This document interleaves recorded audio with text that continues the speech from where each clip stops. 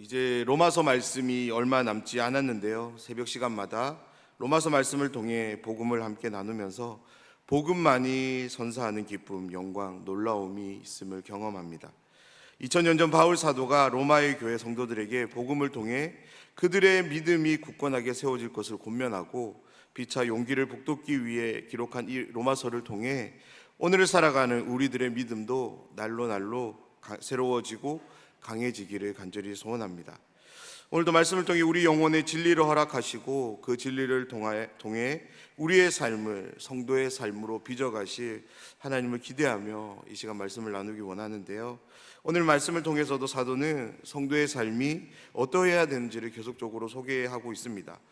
바울이 계속적으로 소개하는 성도의 삶 그 첫 번째는 포기하지 않는 삶입니다. 그렇습니다. 성도는 하나님의 부르심, 성도의 합당한 삶을 살아가는 동안 찾아오는 여러 많은 어려움 앞에서 절대 포기하지 않는 사람입니다. 말씀을 보면 바울은 20절을 시작하면서 자신이 로마로 가는 것이 여러 번 막혔다라는 말로 시작합니다. 여기서 우리가 주목해서 봐야 할 단어는 여러 번 막혔다인데요. 바울은 자신의 사명이 무엇인지를 잘 알고 있었습니다. 그래서 그 사명을 감당하기 위해서 그는 늘 하나님께 집중하는 삶을 살았습니다.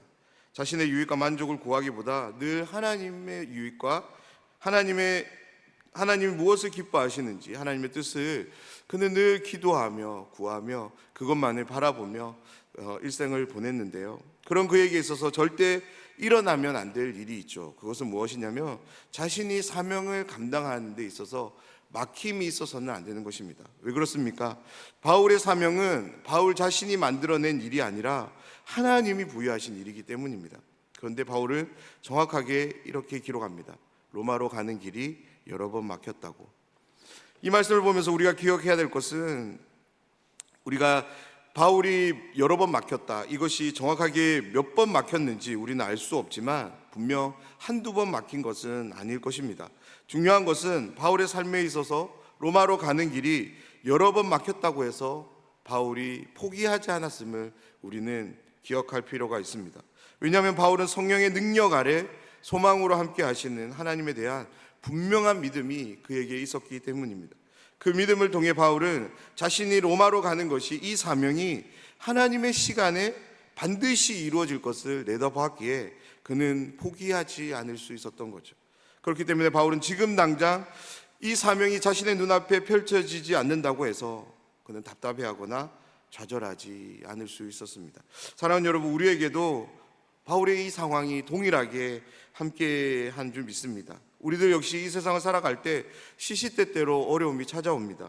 사명이 이루어지기보다는 막히는 것처럼 보일 때가 있고요. 그런 상황들 속에서 오늘 이 말씀을 기억하시면서 답답해하거나 좌절해하지 마시기를 부탁드립니다. 우리와 함께하는 이 사명 역시 우리의 뜻이 아닙니다. 하나님의 뜻이고요. 이 사명을 이루는 것은 우리가 아니라 바로 하나님이 이루십니다. 우리에게 필요한 자세는 나에게 부여하신 이 사명을 하나님은 하나님의 시간에 하나님의 뜻에 따라 반드시 이루신다는 믿음, 그 믿음을 가지고 주어진 일상을 담담하게 살아가는 그런 삶의 태도입니다. 성도의 삶은 조바심을 가지고 답답해하며 낙심하고 좌절하는 그런 삶이 아닙니다. 하나님이 반드시 이루실 것이라는 믿음, 그 믿음을 가지고 포기하지 않는 삶, 다시 한번 일어나서 도전하는 삶, 그 삶이 성도의 삶임을 믿으시길 부탁드립니다. 혹 어떤 일이 잘 진행되지 않음으로 인해 어려운 가운데 계신 분이 계신가요? 절대 낙심하지 마시기 바랍니다. 절대 포기하지 마시기 바랍니다. 이 삶은 성도의 삶이 아님을 여러분 기억하시기를 바랍니다. 오늘 말씀을 통해 소개되는 성도의 삶 두 번째는 복음에 빚진 마음을 가진 삶입니다. 25절 말씀을 보면 바울은 이렇게 기록합니다. 내가 성도를 섬기는 일로 예루살렘에 가노니라고. 바울이 예루살렘으로 가는 이유는 예루살렘 성도 중 가난한 자들을 돌보기 위해서인데요. 바울이 어떤 방식으로 예루살렘의 가난한 성도들을 돌보냐면 26절에서 소개됩니다. 마게도냐와 아가야 사람들이 드린 연보, 그 연보를 통해서 이 사역을 감당할 것이라고 소개합니다. 이 말씀에서 우리가 주의해서 봐야 될 것은 예루살렘 교회를 돕는 두 교회 마게도냐와 아가야, 이 교회들은 유대인 교회가 아니라 이방인 교회라는 것을 우리가 기억해야 됩니다. 즉 바울이 전한 복음을 듣고 예수님을 믿게 된 마게도냐와 아가야 지역의 교회들은 바로 복음의 빚을 진 사람들인 거죠. 처음 이들이 복음을 들었을 땐 잘 몰랐을 것입니다. 복음을 듣고 예수님을 믿은 후 받게 된 성령, 그 성령과 함께 시간을 보내면서 마게도냐와 아가야 지역의 성도들은 하나님이 누구신지를 그들은 알게 되었습니다. 하나님에 대한 지식이 쌓여져 감에 따라 그들의 믿음 또한 같이 자라게 되었습니다. 복음을 통해 제공되는 삶, 그 삶은 그들에게 정말 충격적으로 놀라운 삶이었습니다. 그들은 복음을 통해 이전과는 전혀 다른 새로운 삶을 살게 된 거죠. 그래서 그들은 이제 복음을 자신의 생명으로 여기게 된 것입니다. 그렇지 않습니까? 복음이 우리에게 가져다 주는 가장 대표적인 삶이 무엇입니까? 그것은 바로 하나님을 아버지라 부를 수 있는 삶이죠. 저 멀리 성령 하나님이 우리를 지켜보시며 함께하는 것이 아니라 우리의 가장 가까운 곳, 우리의 마음 중심에 함께하는 그 삶인 거죠. 이 놀라운 삶이 바로 복음을 통해 저와 여러분, 우리 모든 믿는 자에게 주어지는 삶입니다. 정말로 복음을 받아들인 사람에게 나타나는 반응이 있는데요, 그것은 바로 복음의 빚진 마음을 가지는 것입니다. 우리 중 어느 누구도 태어날 때 하나님을 알고 태어나는 사람은 없습니다. 부모나 형제 혹은 친척과 친구, 우리 주위에 함께하는 누군가가 나에게 복음을 전해줬기 때문에 우리는 그 복음을 듣게 되었고 예수님을 믿고 성령을 받게 된 것입니다. 그렇기 때문에 우리 모두는 복음의 빚진 자입니다. 사랑하는 여러분, 내 자신이 복음의 빚진 자임을 믿으십니까? 그렇다면 우리 모두는 마게도냐와 아가야 지역의 성도들이 가졌던 마음인 이 복음의 빚진 마음으로 우리는 살아가야 될 것입니다. 누군가에게 빚을 졌다는 것을 기억하며 살아갈 때 우리의 삶에 품어지는 마음이 있습니다. 그것은 바로 겸손한 마음이고 긍휼의 마음입니다. 오늘을 시작으로 우리 안에 이 마음의 회복이 일어나기를 우리가 같이 기도하면 좋겠습니다. 함께하는 우리 모두가 바로 이 마음, 복음의 빚진 마음을 가지고 그 마음이 품게 하는 겸손함과 긍휼함을 가지고 서로서로 함께 한다면 우리 공동체는 얼마나 좋은 공동체가 될 수 있을까요? 교회 안에서뿐만 아니라 우리의 가정에서, 그리고 우리 이웃과 지역을 우리 교회가 이 마음으로 섬겨간다면 복음을 통해 우리에게 허락하시는 하나님의 풍성함을 우리는 일상을 통해 온전하게 경험하게 될 줄 믿습니다. 바울은 로마의 성도들에게 이 마음, 복음의 빚진 마음을 가지고 그 빚을 갚기를 도전하는데요, 바로 자신을 서바나, 오늘날 스페인인데요, 그리로 보내줄 것을 정중하게 요청합니다. 바울은 앞서 이 편지를 기록한 목적으로 서로 용기를 얻게 되기를 희망하며 편지를 쓴다고 밝힌 바 있습니다. 그렇습니다. 복음 안에서 바울과 로마의 성도들은 모두 빚진 자들이었습니다. 로마의 성도들은 바울을 서바나로 보냄을 통해 복음의 진 빚을 갚을 수 있고, 바울은 서바나 땅 끝에 가서 그곳에 사는 이방인들에게도 복음을 전함을 통해 자신이 진 빚을 갚을 수 있게 되는 거죠. 그런 점에서 우리 자신을 향해 이렇게 한번 이야기해 보셨으면 좋겠습니다. 물어보셨으면 좋겠습니다. 나는 복음의 빚진 자인가? 사랑하는 여러분, 복음의 진 빚이 있으신가요? 그렇다면 우리는 그 빚을 날마다 어떻게 갚아갈 수 있을지를 우리는 기도해야 될 줄 믿습니다. 말씀에 소개되는 성도의 세 번째 삶은 함께 기도하는 삶입니다. 그렇습니다. 성도는 서로를 위해 기도하는 사람입니다. 30절 말씀입니다. 형제들아, 내가 우리 주 예수 그리스도와 성령의 사랑으로 말미암아 너희를 권하노니 너희 기도에 나와 힘을 같이 하여 나를 위하여 하나님께 빌어. 아멘. 바울은 로마의 성도들을 향해 한 가지 권면을 덧붙이는데요, 그것은 바로 자신과 함께 기도해 줄 것을 요청합니다. 다시 한번 말씀을 보도록 하겠습니다. 바울은 로마의 성도들에게 이렇게 권면합니다. 너희 기도에 나와 힘을 같이 하여 나를 위하여 하나님께 빌어달라고.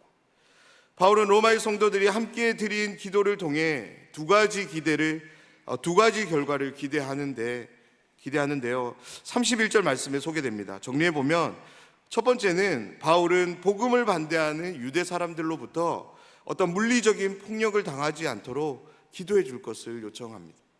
두 번째는 예루살렘의 유대인 신자들이 바울이 전하는 이 연보가 어떻게 만들어졌고 어떻게 주어지는지를 정확하게 이해할 수 있기를 기대합니다. 바울을 통해 예루살렘에 전달되는 연보는 마게도냐와 아가야 지역의 교회들, 즉 이방인 그리스도인들이 복음의 진 빚을 갚기 위해 기쁨 가운데 감사함으로 드렸던 연보입니다. 이들이 이렇게 연보를 드릴 수 있었던 것은 복음을 통해 예수님 안에서 유대인과 이방인이 차별되지 않고 하나인 것을 그들이 믿음으로 알게 되었기 때문입니다. 바울은 예루살렘의 유대인 그리스도인들이 이들이 가졌던 믿음을 이해할 수 있기를 바라고 있는 거죠. 바울에게 있어서 이 두 기대는 앞으로 자신이 계속적으로 사역을 감당함에 있어서 무엇보다 자신이 전하는 복음 메시지를 담아내기에 너무나도 중요한 결과들이었습니다. 그래서 바울은 정중하게 로마의 성도들에게 기도를 요청하고 있습니다. 바울은 간절한 마음을 이렇게 담아 기도를 요청하는데요. 우리 주 예수 그리스도와 성령의 사랑으로 기도를 부탁한다라고 말하고 있습니다. 사랑하는 여러분, 성도는 결코 혼자 신앙생활하는 사람이 아닙니다. 무엇보다 하나님께서 그것을 기뻐하지 않으십니다. 성도는 함께하는 사람들입니다. 그렇게 함께하는 가운데 서로의 어려움을 내 어려움으로 여기고 서로의 기쁨을 나의 기쁨으로 여기고 함께 기도하는 사람이 바로 성도인 것입니다. 그런 점에서 우리가 함께하는 누군가를 위해 기도하는 것은 성도의 본분을 다하는 일이라 할 수 있는 거죠. 만약 나의 기도 가운데 타인을 향한 기도가 없다면 우리는 즉시 타인을 향한 기도로 나아가야 될 줄 믿습니다. 왜 우리는 즉시로 타인을 향한 기도로 나아가야 될까요? 왜 그렇게 해야 될까요? 바로 성도는 다른 사람의 어려움에 관심을 가지고 그 어려움을 자기 스스로 짊어지며 그 짊어짐을 기뻐하며 기도하는 사람이 바로 성도이기 때문입니다. 사랑하는 여러분, 성도의 삶은 하나님이 내려주시는 은혜를 힘입어 부단히 노력하고 인내해야 이룰 수 있는 삶입니다. 그냥 가만히 있다고 해서 저절로 되어지는 삶이 결코 아님을 여러분 기억하시기를 부탁드립니다. 로마서를 마치면서 바울은 자신 및 로마의 교회의 상황을 빌어 성도의 공동생활이 어떠해야 되는지를 풍성하게 우리에게 말씀해 주고 있습니다. 오늘날 참 안타까운 현실이 있는데요. 그것은 이 성도라는 호칭이 교회에 막 등록한 신앙생활을 갓 시작한 분들에게 불려진다는 점입니다. 그래서 오랜 시간 신앙생활한 분에게 성도님이라고 부르면 언짢아 하는 분도 계시고요. 더 나아가서 화를 내는 분도 계십니다. 자기가 이렇게 오랫동안 신앙생활했는데 왜 나를 성도라 부르냐고. 그런데요, 성경을 가만히 읽어보시기 바랍니다. 사람을 향하는 가장 영광스럽고 은혜로운 호칭이 무엇인지 아십니까? 그것은 바로 성도입니다. 목사로, 장로로, 권사로, 집사로 불려지는 것은 교회 공동체가 그리스도의 덕으로 아름답게 세워지기 위해 기능으로 주어진 호칭입니다. 그에 반해 성도의 이 호칭은 하나님의 부름받은 존재로서의 호칭인 것입니다. 사랑하는 여러분, 우리는 목사가 되기 전에, 장로가 되기 이전에, 그리고 권사와 집사가 되기 이전에 신자, 성도가 되어야 될 줄 믿습니다. 하나님의 거룩한 부름을 받은 성도가 되어 우리에게 부여된 이 직분을 아름답게 감당해야 될 줄 믿습니다.